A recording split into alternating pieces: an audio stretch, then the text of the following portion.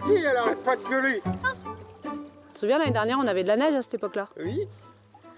Et on avait déjà fait du feu. Ouais, c'est clair. Comment on fait? C'est vrai.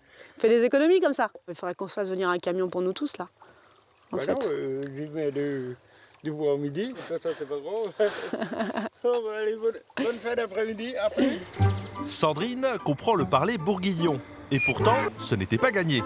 Il y a 7 ans, elle quitte la banlieue lyonnaise, sa circulation et sa pollution pour se mettre au vert en Bourgogne. Au début, l'installation à la campagne n'avait que des bons côtés. On est arrivé juste après les vacances de Pâques. On était au début du printemps. Il faisait beau. J'avais l'impression d'un seul coup d'avoir des petites filles qui étaient en vie. On se disait, on a pris la bonne décision. Mais arrivé à l'arrière-saison, septembre-octobre, avec le début de l'automne et de l'hiver, concrètement, pour les grands, on s'est retrouvés seuls. Seuls, on a laissé la famille, on a laissé les amis. On arrive ici, on connaît personne. C'était la déprime.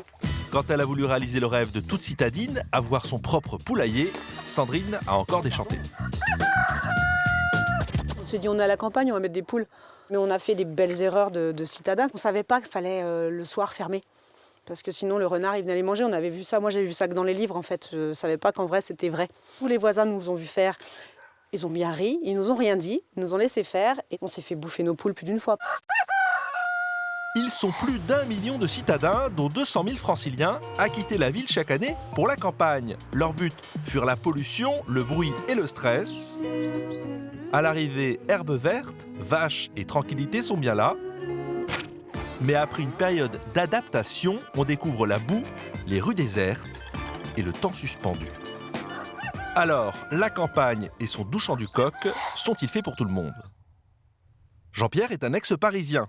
Il y a 13 ans, il s'installe à Lorme, au cœur du Morvan. Je suis arrivé ici le 1er novembre 1998, un peu par hasard justement. J'avais apprécié Lorme parce que c'était dans la nature, parce qu'il n'y a pas beaucoup d'habitants, pas d'embouteillage. Dans le Morvan, il n'y a pas de feu rouge.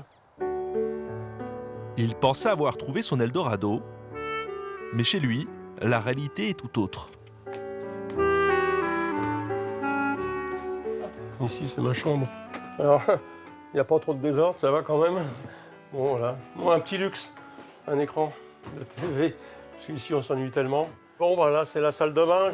Mais ici, il y avait un minuscule lavabo, ici, parce que bon, les gens, pour faire pipi, tout ça, ils avaient les toilettes dans la cour. Hein. J'ai un bureau aussi, et ça me sert aussi à la fois de salle de séjour, de lieu de vie et puis de bureau. Au départ, Jean-Pierre n'est pas venu tout seul. Il avait fait ce choix de vie avec sa compagne. On était tous les deux, donc ça y allait. Mais le problème, c'était les conditions de vie. Et c'est ces enfants, quand ils ont appris les conditions dans lesquelles je vivais, dans lesquelles on vivait, ici, ils ont dit, il ne faut pas rester. Moi, ici, je ne pouvais pas repartir, même si je me rendais compte petit à petit que ça commençait à soulever des problèmes. Une fois que j'avais acheté ici et vendu mon appartement et mon magasin à Paris, j'étais verrouillé ici. En bas de son appartement, Jean-Pierre tient une boutique. Il a d'abord essayé l'informatique, son ancien métier, puis l'artisanat local. Chaque activité a périclité. Depuis 2 ans, il tente le dépôt-vente, mais son affaire ne décolle pas. Il faut dire que dans ce village de 1200 habitants, à 90 km d'Auxerre, il n'y a pas foule pour faire du shopping, même le samedi. J'ai fait un petit peu de pub dans les boîtes aux lettres, bon, et ça fait venir du monde, et en fait, ça s'est développé. Hein. Donc là, ça marche plutôt bien? Non, ça se développe, mais pas assez. Parce que marcher bien, ça veut dire gagner minimum le SMIC, gagner un vrai salaire. Un salaire, ça commence à partir, on va dire, de 1 000 €. À Paris, je gagnais sans forcer du tout, en travaillant tranquille et pas le week-end.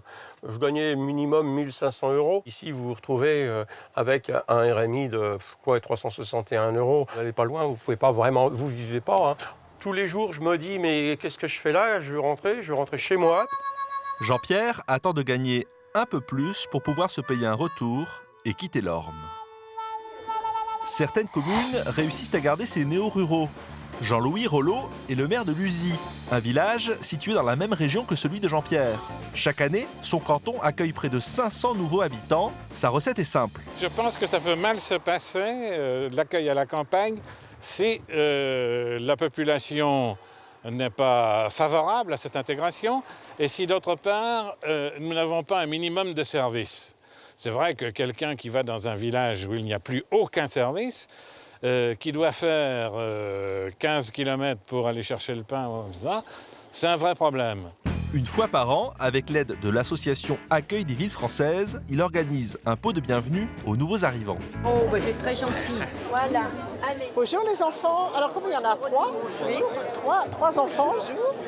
Alors vous avez arrivé d'où alors? De Seine-et-Marne. Ah, de Seine-et-Marne. Ah, Bonne soirée, c'est gentil. bonne soirée. Julie et sa famille ont tout quitté il y a 4 mois pour cette vie plus paisible. On a toujours un petit peu des doutes de se dire est-ce qu'on se trompe pas.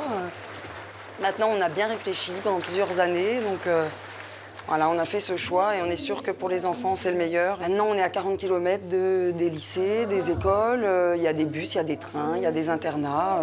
On va s'adapter à cette vie-là, à cette nouvelle vie, et puis je pense que les enfants s'adapteront aussi. En Bourgogne, Sandrine a mis 1 an à s'adapter à sa nouvelle vie. Difficile pour elle d'être une mère au foyer, loin de tout. Moi, je ne fais pas le trajet tous les jours pour la petite. Il y a un bus qui la ramène au village, mais Candice aime bien quand je viens la chercher à l'école quand même. Oh mon cœur. Fais-moi un bisou. C'est dans cette épicerie que Sandrine a eu le déclic. Bonjour mon Jackie. Jackie, c'est comment dire, c'est le point de ralliement du canton. C'est peut-être la première personne qu'on a rencontrée quand on est arrivé dans le coin.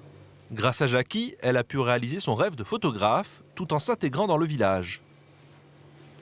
C'est ce livre en fait qui m'a permis de rencontrer les gens du canton. L'idée c'était de faire un livre de portraits et accompagné donc de Jackie et Chantal les épiciers. J'ai dû faire une 50aine de portraits différents. C'est une part de leur vie qu'ils m'ont confiée et on a pu échanger. Et, voilà. Vous avez été un peu le médiateur, en fait, l'intermédiaire entre... Oui, autrement, ça n'aurait pas été possible, le livre. Les gens auraient été... une étrangère, qu'est-ce qu'elle vient faire là? Avant d'être admis, avant qu'on dise on va être aimé, c'est très très difficile, très difficile. Bon, c'est à eux de venir, mais nous aussi, il faut qu'on fasse la démarche. Donc la meilleure démarche, c'est de venir à l'épicerie. Pour devenir un néo-rural épanoui, il vous reste à trouver votre Jackie. Là, je te roule une pelle. Alors voilà, peut-être pas, non. Et... Salut mon Jackie. Ah, bah, dis-nous.